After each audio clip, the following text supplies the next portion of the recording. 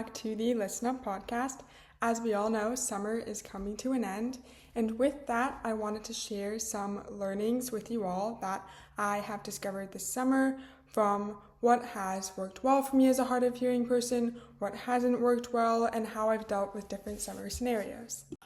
While there's no denying that summer is full of activities, from beach days to backyard barbecues to concerts, for us hard of hearing people, those experiences can soon turn exhausting. In this episode, I'm going to take a deeper dive into why certain summer environments are challenging for us hard of hearing and deaf people, and what we can do to combat fatigue in those environments. One of the most prevalent summer challenges has to be the outdoor noise, from wind to children running around and playing to live music. All of these different outdoor noises can be challenges that hinder our ability to have conversations with other people or to understand when other people are trying to communicate with us.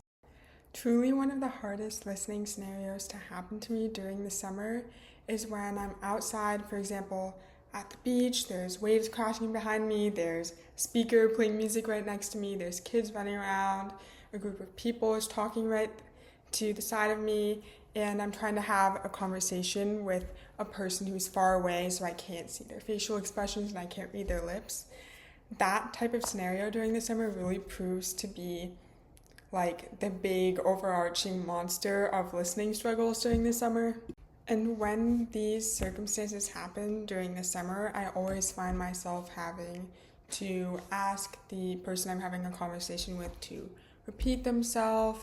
or I have to constantly move location, which can be very frustrating, but oftentimes necessary if I want to participate in conversation. So I'm going to share some tips that have helped me, and hopefully these can help you if you find yourself in scenarios like this also. And it's very much a lot of these environmental factors that can prove to be a challenge when trying to attend meetups or participate in conversation during the summer, which really shows why there's such a big difference between indoor and outdoor conversations. Because a lot of times when we're indoor,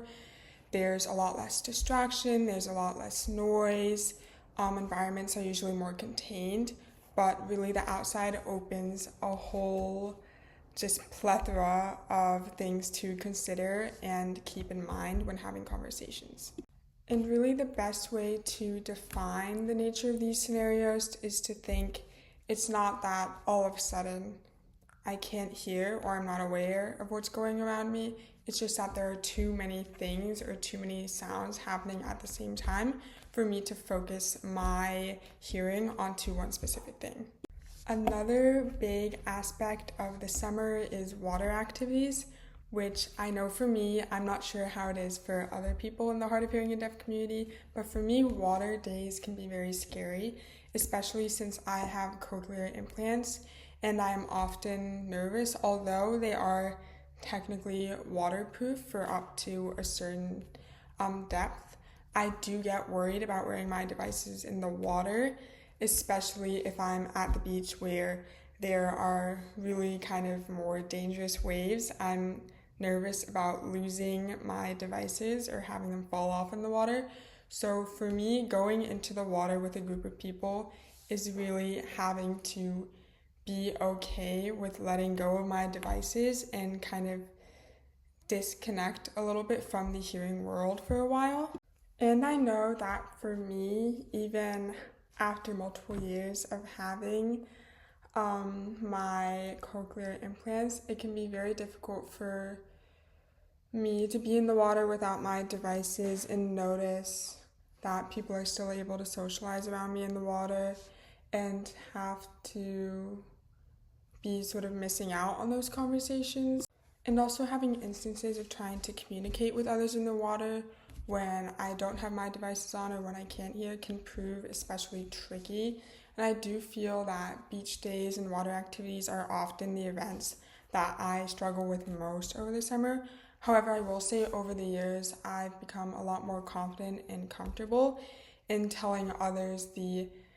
best ways to get my attention or to include me in water activities, because although it can be difficult, I'm still someone who loves to go in the water and who loves to have a good swim. And I would never let my inability to hear to take that joy away from me. And particularly when it comes to medical hearing devices like hearing aids or cochlear implant, they are often very sensitive to environmental factors like water, or especially sweat is a big factor of the summer for me. I know that I run during the summer, and when I run, I have my cochlear implants on, and it's often scary for me because, especially with the humidity and the excess heat, you tend to sweat a lot more, and there are times where sweat can go into the microphones on top or kind of dry between different parts of the hearing device. So it's also especially important that you follow, if you have these hearing devices, that you follow the care instructions. Like I know, for example, for my cochlear implants, I have like electronic drying beds that I put my cochlear implants in each night, and I tend to use gentle device wipes to clean them off on a regular basis, and I find those have helped me a lot during the summer. And so I think when it comes to a lot of outdoor activities like water activities or activities where you tend to sweat, it's very important to find a balance between like technical care for hearing devices if you have them, and also emotional and social care for how you want people to support you in these environments, and how you want to get involved in various summer activities as a hard of hearing or deaf person. However, taking care of your listening health or the health of hearing devices during the summer can leave you to feel very exhausted or experience hearing fatigue. I know that for me, it's always a battle of keeping my cochlear implants out of extreme heat, extreme humidity situations, and also having so much free time during the day where I tend to talk to a lot of people during the week. It can really exhaust me having to focus on listening and conversations for multiple hours at a time. So I often like to set aside time for me during the week to take a rest without my devices, to sleep in, to practice doing different activities around the house, non-socializing, just to give my brain and my ears time to reset before being in kind of these high stress and high noise situations. And I know having listening fatigue or hearing fatigue can often have a very big emotional toll, especially in high social situations where, for example, I know there are times where I'm feeling stressed or exhausted at events, and I end up maybe leaving early, or I end up checking out of conversations a little bit more. It's always important to remember in these situations that because a hard of hearing or deaf person may not seem as present in a situation, or might be leaving something early, it's not that they are simply antisocial or that they don't want to communicate. It can just be that they are tired and they need a rest, and that is completely natural. Whenever I face these situations of hearing fatigue and needing a break, I always remind myself that it is okay to take a break, that it's natural, and that having to be in these high pressure, high social situations is a big stress to carry, and that I'm always proud of myself for putting myself in these situations and for understanding when I need a break or when I want to take a step aside. Now that I've covered different scenarios that tend to be especially challenging during the summer, from outdoor noise, heat, sweat, and water exposure, as well as listening fatigue, I want to give some tips that have helped me a lot in combating these challenges over the summer, and how I've built sort of a, listening routine from these challenges. The tip that I truly believe is most important in these summer scenarios is communication. Communication is key. It's very difficult for others to figure out how they can best include you in conversation, how they can best support you when listening becomes difficult if there isn't communication or if you don't tell them. So whatever communications you feel that the other person needs to do to best support you in conversation, whether it be to ask them to repeat themselves if you didn't hear them, to come closer to you, to speak louder, to remove their hat if it's blocking their face. Just all these different things that you can ask to make sure that conversations during the summer are as inclusive as they can be. It's good to remember that to ask someone to accommodate you isn't a burden, but rather that it's necessary. I know that asking for accommodations or help in these scenarios can often feel uncomfortable or awkward, but really it is the best decision in the long run. It becomes so much easier over the years. I remember it was difficult for me to ask at first, but if it's truly something that you know will help you and that you know will aid in including you in conversation, it is absolutely the right thing to ask, and you should not feel ashamed to ask for it. Another tip, this is especially relevant to when we are outdoors having a conversation or maybe in a noisy environment like a restaurant,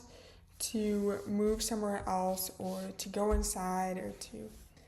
sit away from traffic, anything like that, to remove external distractions and noise is truly helpful.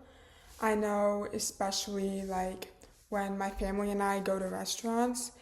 I will always try to choose a table that I feel is furthest away from the noise so that I can properly communicate with my family members at the table. It's truly a big help to, instead of always having to go out of your way to ask people to repeat themselves, but to change the environment in the first place, has been a big help for me to remove distractions and noise and make conversations feel more effortless. I think changing your environment is always a good reminder that accommodation isn't always about changing yourself in order to fit your needs, but it's also changing the environment around you so that you can hear best. It's not always that you need to try as hard as you can to hear, but rather that you can go somewhere where hearing doesn't feel like a challenge. Now, my last tip, I know I already touched on this a little bit when referencing like medical hearing device schedule, but I truly believe that having a hearing device routine has been especially helpful for me over the summer. Whenever I leave the house, I always remember to bring extra batteries with me in a case and also have a sort of portable drying case or a case where I can put my cochlear implants if I choose to go in the water, and also having like gentle cleaning wipes, for example, if sweat dries up on my cochlear implants or if I find that my cochlear implants are picking up dust or dirt, to really keep them in the best shape possible.